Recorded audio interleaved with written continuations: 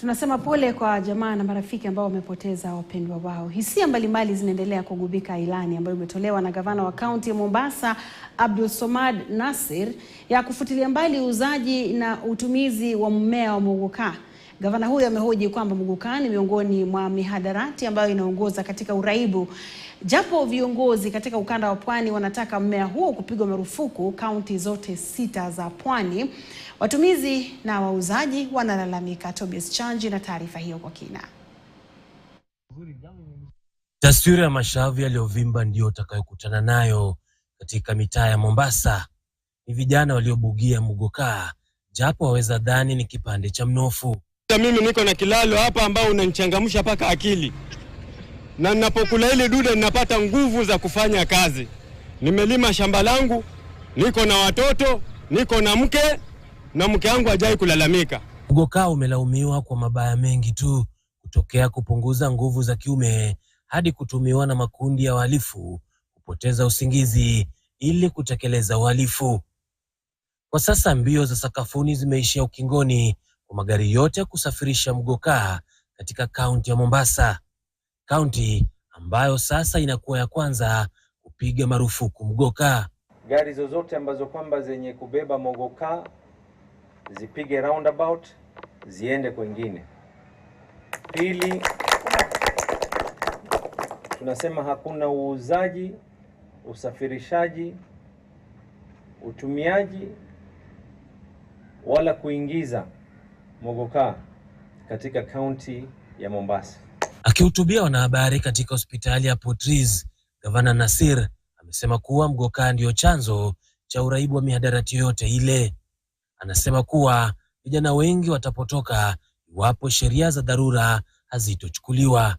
Lakini idadi ya watu ambao wanahitaji usaidizi katika hali ya maradhi ambayo kwamba ni ya kufyetuka akili, katika hali ya maradhi ya kwa unategemea haya muguka, idadi yake imepanda zaidi ya mara 2 kuliko hivyo ilivyokuwa mwaka jana. I know muguka is not has not been declared an illegal substance or something, but then we need to find ways of regulating either the distribution, the spread, so that our youth are not wasted by the muguka menace. It is a ticking time bomb. I do not want to say I support Abdulswamad or not. Waraibu na wanabiashara hata hivyo wametoa lalama zao, wakisononeka kuwa shughuli za muguka ni mojawapo wa kazi zao za kijungujiko. Vijana wengi wameajiriwa na hii muguka. Watu wa bonda bonda wameajiriwa na hii kazi ya muguka. Sisi wamama wa kuuza chai na chakula tumewekwa hapa na muguka. Kutoka mwaka wa 2015 muguka mahali imefikisha watu mahali pengi. Na tuseme hivi, wengine wanachukua loan hapa kwa muguka. Wanalipia watoto school fee na loan hapa. Wanachukua pesa Silog wanasomesha watoto naye. Nimefanya kazi ya muguka, imenisaidia na hata ndugu zangu wengine nimewaajiri, niko na pikipiki kama 4. Hizo pikipiki sinafanya kazi ya usafiri wa muguka. Hiyo ndio inalisha watoto wao, hiyo ndio inawasomesha watoto wao. Mpaka leo hii wengine wako nyumbani. Tumeachiwa watoto, mimi nasomesha watoto 3 na mimi tu ndio the breadwinner. So naomba tu governor na president atushughulikie tu kwa roho safi. Alisema yeye anashughulikia asola, si ni asola. So akuje vitu tu vile alikuja kuomba kura atushughulikie juu hii ndio tegemeo letu. Tobias Chanji, KTN News, kaunti ya Mombasa. Na kaunti ya Kilifi nayo imepiga marufuku uuzaji na utumiaji wa muguka katika kaunti hiyo.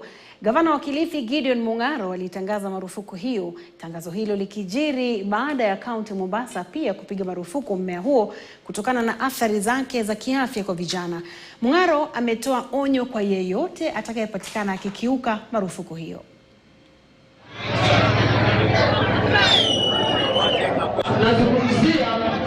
Nazungumzia kuhusu wakulima. Aliongea mwanadada atakuwa atakupatie.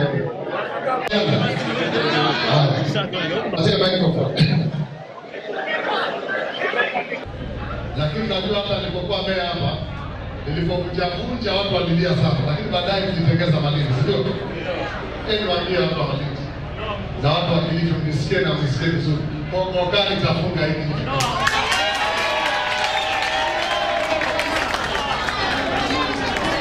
Kama hiyo ndio kura itakupeleka nyumbani, lakini Mogoka hakatai biashara yote. Mbona hamjapiga miraa, hamjapiga vitu vingine, lakini Mogoka lazima tufunge kwa hiyo.